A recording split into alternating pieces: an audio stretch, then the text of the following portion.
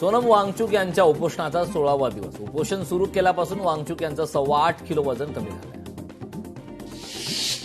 एकनाथ खडसेंच्या भाजप प्रवेशाच्या चर्चांना उधाण. घरचे लोक बाहेर जाणं काही योग्य नाही. भाजप नेते सुधीर मुनगंटीवारांचं मोठं विधान.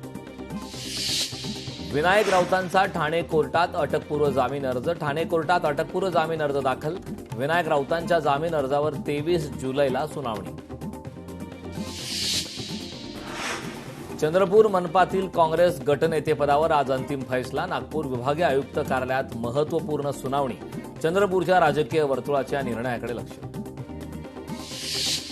महाराष्ट्र भाजपच्या कोर कमिटीची बैठक. वर्षा निवासस्थानी रात्री 8 वाजता बैठक. पक्ष विस्ताराच्या मुद्द्यावर बैठकीत चर्चा होण्याची शक्यता. छत्रपती संभाजीनगर जिल्हा बँकेच्या अध्यक्षपदावरून महायुतीमध्ये रस्सीखेच. 20 जुलैला होणार फैसला. बँकेच्या सभागृहात संचालक मंडळाची बैठक होणार.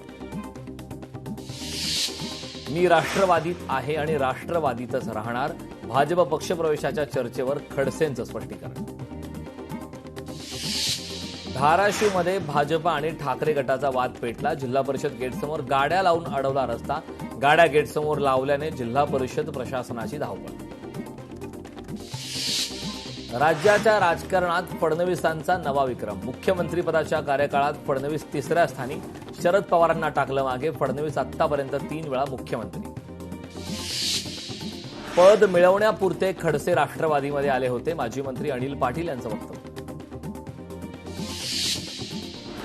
महायुतीत उर्वरित 2.5 वर्ष राष्ट्रवादीला मुख्यमंत्रीपद द्यावे. राष्ट्रवादी नंदुरबारचे जिल्हाध्यक्ष डॉक्टर अभिजित मोरेंची मागणी. भीम पार्कवरून जालन्यात राजकारण तापलं. अर्जुन खोतकरांचा माजी आमदारांवर घणाघात. 130 कोटींच्या भीम पार्कला गोरंट्यालांचा विरोध. अर्जुन खोतकरांचा गंभीर आरोप.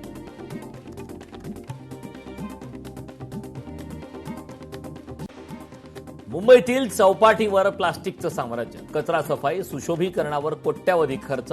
कोट्यावधी रुपये खर्च करूनही सर्वत्र कचरा. चौपाटी स्वच्छतेबाबत लोकशाहीचा रिअलिटी चेक.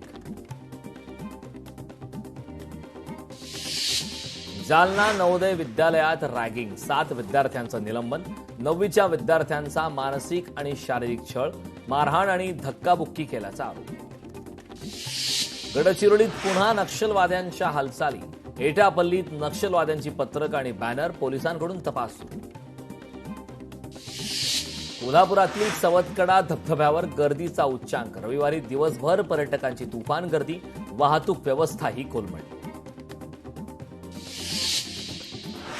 कोळसा वाहतुकीमुळे रस्ते खराब. दुरुस्तीच्या मागणीसाठी नागरिकांचं आंदोलन. 3 खाणींची वाहतूक ठप्प.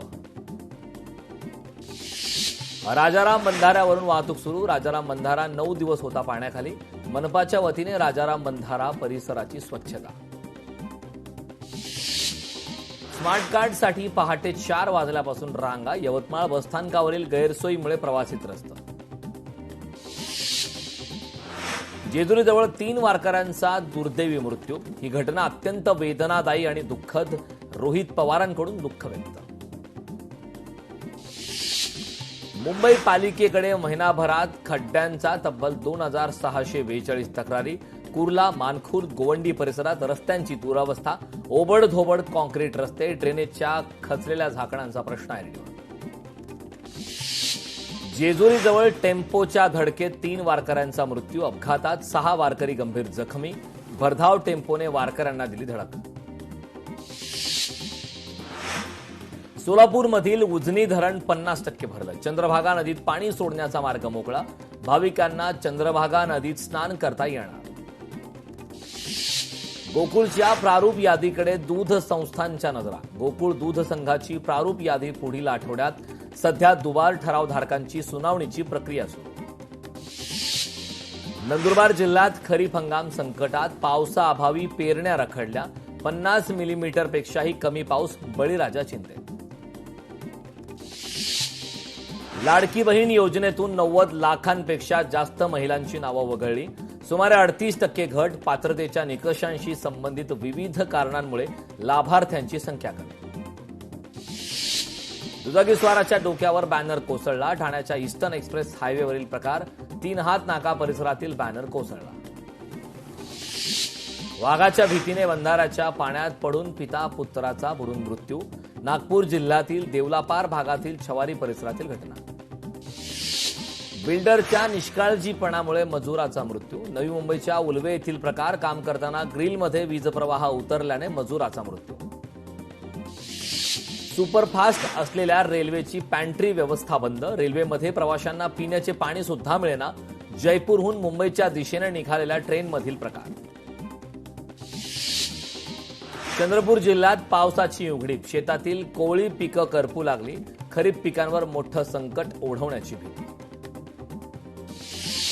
भिवंडीत खिडकीची जाळी कोसळून 2 मुलं जखमी. दिवानशाह दर्गा रोड परिसरातील घटना. जखमी मुलांवर रुग्णालयात उपचार सुरू.